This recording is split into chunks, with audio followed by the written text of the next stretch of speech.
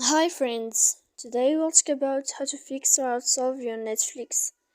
To know how to find the solution about Netflix app, you should just go to settings. Here in this page you click apps, default apps, app settings. After that in this page you'll enter to the window of Netflix and you click here. In this page, we'll search about Netflix. When you find this page you click on first stop and you click OK. Here we click on storage. After that we click clear cache. Don't click clear data because that can cause you errors on your app.